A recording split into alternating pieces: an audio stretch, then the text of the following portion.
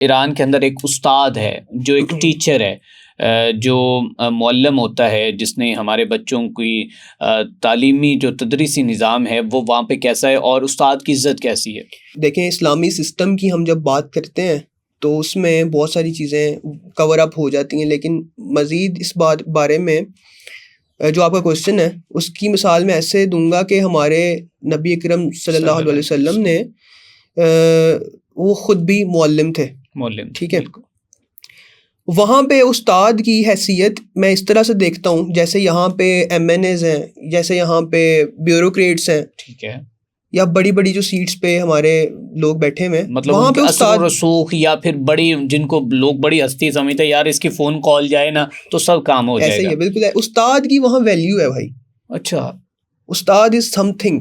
यहाँ की तरह नहीं कि आप उस्ताद एक पे रोल पे है, बस उसने आना है, 50,000 लेना है और बच्चों को जो किताब में लिखा है वो बता के चले जाना है। वहाँ पे अगर बिजनेस का उस्ताद है तो वो किसी इंडस्ट्री से उठाएंगे उस बंदे को, ठीक है, किसी इंडस्ट्री का CEO होगा जो हमें आके बिजनेस पढ़ाएगा, ठीक है।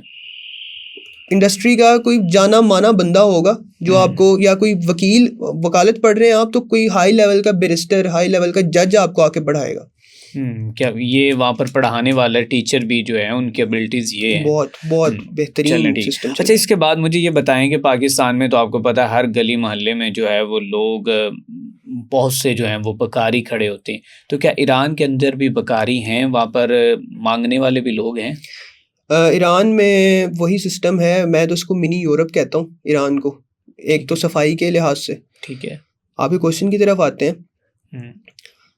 ईरान में जितने भी मांगने वाले भी आपको नज़र आएंगे ना, वो या तो कुछ बजा रहे होंगे, कोई गिटार बजा रहा होगा, कोई वायलिन जो भी जैसे खड़ा होता है, या वो इस तरह जिन्होंने, ठीक है, ओके। गली मोहल्लों में भी आपको, या मेट्रो स्टेशन जो होते हैं वहाँ पे आपको ऐसे लोग नज़र आएंगे, मतलब कि वो अपने फ़न का मुजाहरा कर रहे होते हैं और वो उससे कुछ लोग उनको दे रहे हैं तो ठीक है, अदरवाइज वो किसी के आगे हाथ नहीं फैलाते। नहीं, बिल्कुल नहीं। वहाँ पर बकारी, ईरान के अंदर कोई बकारी एक भी नहीं है? होंगे, लाइक उस तरह से नहीं है पाकिस्तान की तरह, जैसे आपको एक ही ट्रैफिक इशारे पे आपको 10-10 लोग मिलते हैं, और यहाँ पे तो इशारे ही बंद कर दिए जाते हैं, उनको हैंग कर दिया जाता है ताकि लंबा इशारा लगे और लोग पैसे दे दें। बस ये एक सिस्टम चल रहा है पाकिस्तान का, क्या कह सकते हैं।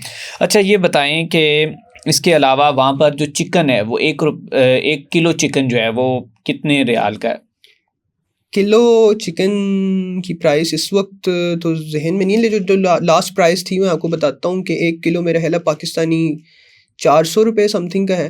ठीक है। लेकिन वहाँ पे ना मुर्गी इस तरह से नहीं मिलती है कि आप जाके हलाल करवाएंगे और वो आपको जो है किलो के हिसाब से नहीं मिलती। वो एक मुर्गी उन्होंने ऑलरेडी हलाल करके फैक्ट्री से आती है, शॉपर में बंद होती है पैकेट में। ठीक है। आप जाते हैं दुकान पे, बहुत साफ़ सुथरा निज़ाम है, और आप जाते हैं दुकान पे, आप मुर्गी उठाते हैं, वो फिर 2 किलो की है, 1.5 किलो की है, 5 किलो की है, वो आप वहाँ से। अच्छा, वहाँ पर चिकन के स्टॉल नहीं लगे होते उसको काटना, वो सारा इस तरह कुछ भी नहीं? नहीं, वो वहाँ पे ज़्यादातर जो बिकती है वो पैक्ड होती है। ठीक है। और इसके अलावा मटन बीफ वहाँ पर चिकन वो भी के इसी साथ तरह ही आता है गोश्त, वो भी मतलब ऐसे ही वो पैक्ड मिलता है? नहीं, मटन और बीफ के अलावा मैंने वहाँ पे एक है हमारे पास परिंदा, टर्की जिसे हम कहते हैं। ठीक है।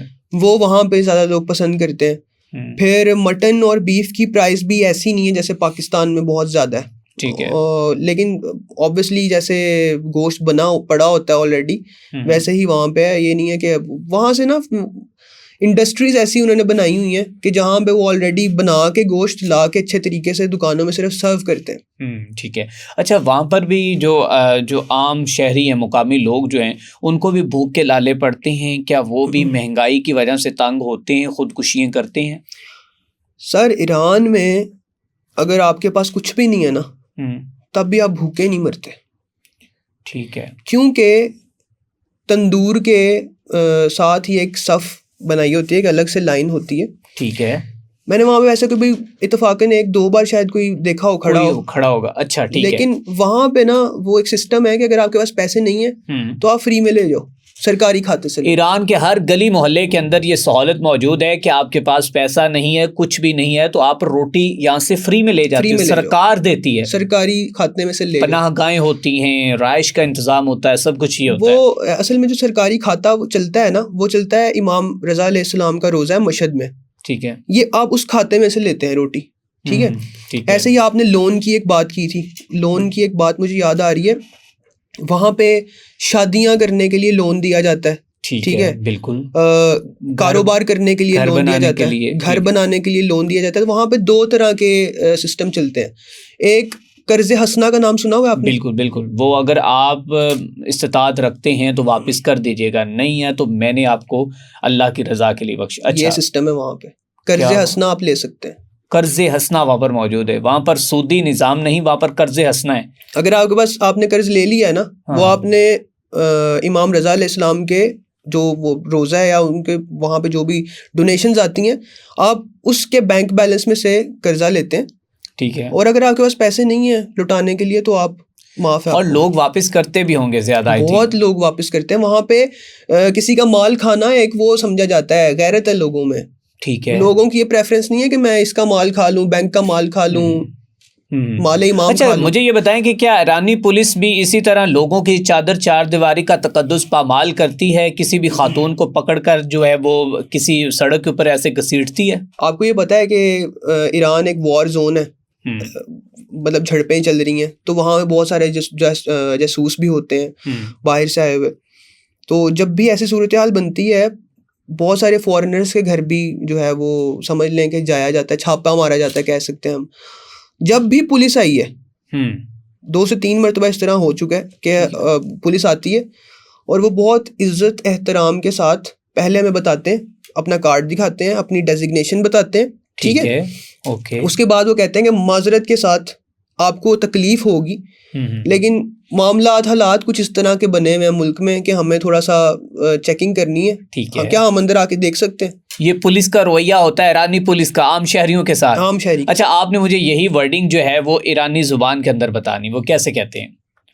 बेबख्श सलाम करते हैं पहले। आपने मुझे ट्रांसलेशन नहीं देनी, आपने जस्ट मुझे ईरानी में बताना है क्या वो कहते हैं। सलाम अजीज़म बेबख्श आलान के मिदुनी